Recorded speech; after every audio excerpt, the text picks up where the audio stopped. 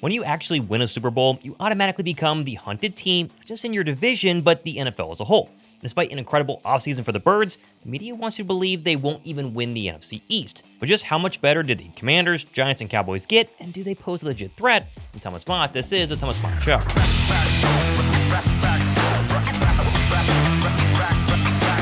The NFL's most polarizing division for decades now has been the NFC East, and this coming season is no different. Between big-name quarterbacks, new additions, and intriguing draft picks, the media wants you to believe that it's anyone's chance this year, which sure has been true every single year since 2004, as no repeat division champs have been crowned since Philly did it over 21 years ago. But all the talking heads seem to have missed something very important. The defending NFC East champs this year are also the defending Super Bowl champions. Despite what opposing fans may say, I don't think the other NFC East teams really got that much better. First, though, we are less than 350 subscribers away from finally giving the signed bat by Kyle Schwarber away to one person who drops a like, leaves a comment, and of course hits that red subscribe button, courtesy of our friends at Legends, who gave me a pretty sweet discount code for their website. I'll link that down below, but hit the red button. As soon as we hit 97,000 subscribers, we're giving this bad boy away, so hopefully we do it this week. Now, I'm not going to start the show by saying the opposing NFC East teams didn't get better this offseason. I think most of them did, but in ways that I don't think really move the needle that much. For instance, let's start with the Dallas Cowboys. Yes, George Pickens does make the Cowboys offense better on paper, no denying that. But Pickens and probably their first-round guard Tyler Booker are really the only other exciting parts of their entire offseason. Dallas was a 7-win team last year. Even though Dak did miss some games, Cowboy fans seem to have already forgotten they were 3-5 when Dak actually played in 2024. While obviously having number 4 back in the mix will help, be able to see how the 32-year-old Dak Prescott is going to count for any more than 2 additional wins. I mean, Dallas, for instance, downgraded at head coach. No offense to Brian Schottenheimer, but he's widely been known throughout his entire career as an assistant at best, not as the head coach of the most talked about franchise in all of professional sports. He's been offensive coordinator for now 14 seasons and honestly never really did much anywhere in any place the last 14 years. Pair that with the fact that 2 of their best defensive players are coming off of injuries, including Trayvon Diggs continuing knee issues and, of course, Demarion Overshown's ACL, PCL, and MCL tear this past year. You wonder how much better this defense is actually going to be. Dallas's run defense ranked 28th or worse in rush yards, rush first downs, rush touchdowns, yards per rush, and rush DVOA last season. How is that going to dramatically improve this year? And then, of course, there's their own rush offense, which stunk incredibly bad last season and now features the terrifying two-headed monster of always injured Javonte Williams and former Eagle and Panther Miles Sanders?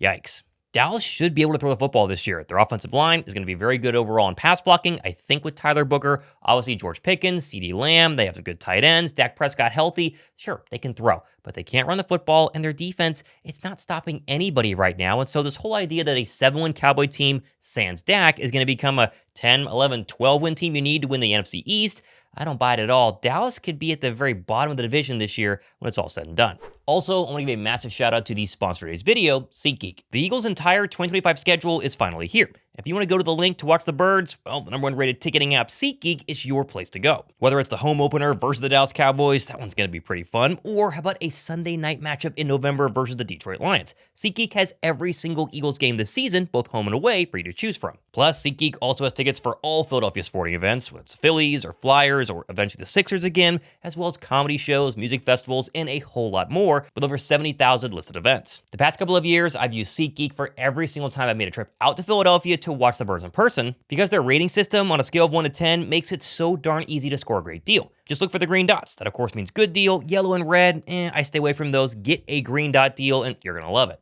So, of course, if you're grabbing tickets anytime soon, just download the SeatGeek app, link down below in my description box, and use promo code MOTT10, add it to your account, and get 10% off your purchase of tickets. We know you want to go to Eagles games. We know you're buying tickets, so go ahead and use SeatGeek to help you out. Okay, so what about the New York Giants? Again, terrible last year. They just won 3 games, but are finally free of the Daniel Jones era. Is it finally going to be their first time to not live at the NFC East basement in a long time? Well, maybe. By maybe, I think they're going to be number 3 with Dallas at 4. First, though, the good, let me just say this, the Giants' defensive line is absolutely insane. Dexter Lawrence, Brian Burns, and the new addition of first-round draft pick Abdul Carter. This unit alone should help them win a lot more games this year than the 3 they did in 2024. Flipping over to the offense, and you have year 2 Malik Neighbors, he'll be much better, and the often forgotten Tyrone Tracy, pretty good 1-2 punch, maybe the best weapons they've had in a long time. But that's kind of where the good stops and the bad actually begins. I mean, take their O-line for instance. They didn't really upgrade it. It's virtually the same group that gave up the 11th most sacks in the league a year prior, And that's not the type of line I'd want in front of this quarterback unit heading into 2025. Like for one, Russell Wilson, he's probably an upgrade over Daniel Jones, but it's not a very big one, as Wilson finished his lone year in Pittsburgh with just 6 wins and 5 losses, seemingly proving that he's lost that former Seattle magic he had early on in his career. And because they signed Russell Wilson, giving him money, he's probably going to start week 1, which means Jaxson Dart, who is a promising rookie, he's had a pretty good offseason by all accounts, is going to have to wait for Wilson to fail before getting inserted into what's going to be a losing Giants team week 5, 6, 7, or 8? And that's coming from someone who thinks Jaxson Dart can be very good. Again, he's had a very good offseason. The kid can definitely play. But for this year's chances, as that's all we have to go on, don't expect a Jaden Daniels type of explosion. He'll have his ups and downs, as most rookie quarterbacks tend to have. And then, flying back to their defense, and well, yes, the front is a quarterback nightmare, but like the Cowboys, their run defense stinks, ranking 26th in rushing yards allowed per game the previous season, and their pass defense was actually even worse, finishing 29th or worse in quarterback rating, completion percentage, yards per pass attempt, and INTs. Oh, and not talked about at all, the Giants have the hardest schedule in the entire NFL this year, despite finishing 3-14 a year prior. Yikes. I mean, Commanders, Cowboys, Chiefs, Chargers, Saints, Eagles, Broncos, Eagles, and Niners to start the first 9 weeks. They could easily be 1-8, 2-7, maybe 3-6 to start the season. I do think the Giants worked very hard this offseason to shed the whole dumpster fire mantra that's been around their organization the past couple of seasons, but is it good enough to win the division, compete with the Philadelphia Eagles? I don't see it at all. They probably get a little bit better, but not by much. Okay, so then what about the media's favorite team we haven't mentioned yet, the Washington Commanders? Washington has a superstar quarterback now, right? They're the only team to actually beat the Eagles in the regular season after Philly's Week 5 bye this year, right? Shouldn't they be the NFC East favorites? Well, maybe, but when you actually look at the details, the answer is a very clear no. First off, yes, the Commanders did beat the Eagles late in the season last year, but it was a game that Philadelphia raced out to a massive lead, lost Jalen Hurts for crying out loud, and would have won comfortably had Devontae Smith not dropped this pass.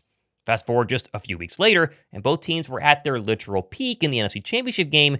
Philadelphia boat raced Washington. This game wasn't close. They dropped 55 points on the Commander defense. 55 points is hard to do against any team in the NFL, but a team you've played 2 other times prior this year, that's a really bad look. And then, of course, when you actually look at the Commanders' 12 wins from a year ago, there is a lot of fool's gold to be had. For instance, week 2 against the Giants, the G-men lost their kicker on the opening kickoff, had to go for 2 the rest of the game, failing late in that game, losing to Washington 21-18. Then, of course, we all remember the Week 18 Hail Mary versus the Bears. That took a literal Hail Mary to beat the Chicago Bears. But we're not done. Week 15 at New Orleans without Derek Carr. They just lost 7 straight games the Saints had. They were a 2-point try away from beating the Commanders.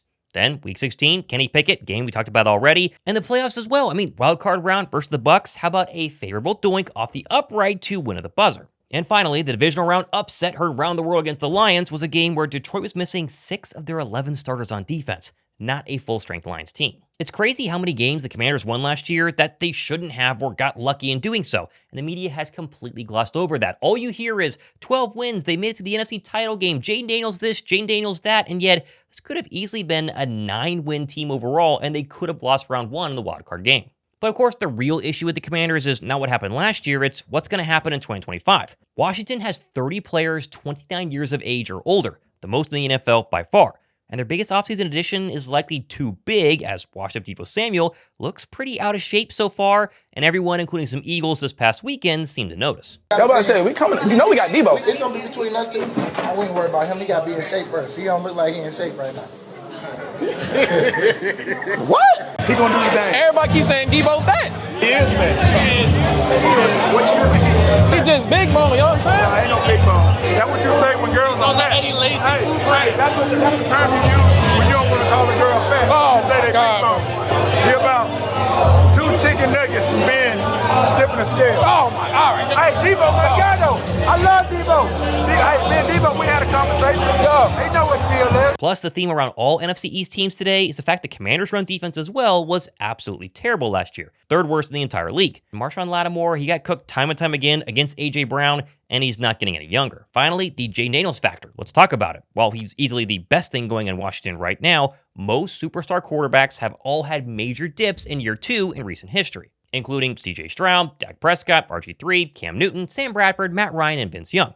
Only Kyler Murray and Justin Herbert got better QBR-wise, but that didn't contribute to any additional playoff wins. The odds are much higher that Daniels takes a step back this year instead of a step forward, along with his pretty average defense, 1 fat wide receiver, and another, of course, not even talked about in a contract dispute. I think there's a legit chance the Commanders lose 3, maybe 4 games less than they did in 2024, proving they overachieved their way onto the NFL stage instead of officially arriving. And all of that are teams that are not named Philadelphia. Those are all the flaws with the other teams trying to upset the Philadelphia Eagles and win the NFC East. I haven't even mentioned so far in this video the Eagles' incredible offseason. I'm really not sure why everyone has forgotten that Philadelphia ran away from the NFC last season and, as I showed earlier, dominated their way to not only the Super Bowl, but in the Super Bowl as well. And that offense that dominated is the exact same minus 1 right guard as it was in 2024. Well, of course, the defense did lose a couple of key starters. Rosen made sure to have all those holes ready to be filled with much younger, potentially even better talent. Plus, there is the respect factor. I have not seen a team dominate a Super Bowl like Philadelphia did just a couple of months ago, then flip right around and have the entire media saying they're not going to be as good. Jalen Hurts is overrated. They're going to struggle in 2025. Like, sure, us in Philadelphia think they will be elite. We all obviously follow the team. We're biased, so can't really do anything about that. But the rest of the league has already anointed either the Commanders or the Buffalo Bills or the Baltimore Ravens as the favorite this year, not the Birds. If you think the Eagles players themselves haven't seen that, heard that, kind of taken that rat poison and channeled it, you are absolutely crazy. They've said so themselves. This team is as hungry as they come to not only prove everybody wrong, but dominate once again in 2025. Now, of course, there are plenty of other factors in a season that you can't really mention in a video like this, like, say, injuries or emerging stars you didn't see coming or other things that you just can't plan for. And so anything's possible. Philadelphia could finish 4th. The Commanders could finish 4th. Anybody can win the NFC East or any division, any season going in forward. Philadelphia could finish 4th. The Commanders could finish 4th. The Giants could win the division. Anything is possible. It's the NFL. That's the beauty of it. But right now, on paper, looking at the past couple of months for each team in the NFC East, Philadelphia should be the favorite. They are the favorite according to Vegas.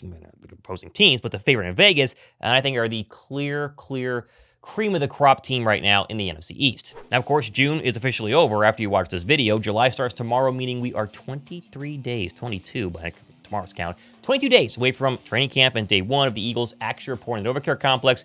A lot of videos happening between now and then. A lot of news we're going to break down. Sure, go ahead and subscribe. I'm Thomas Mott. This has been the Thomas Mott Show.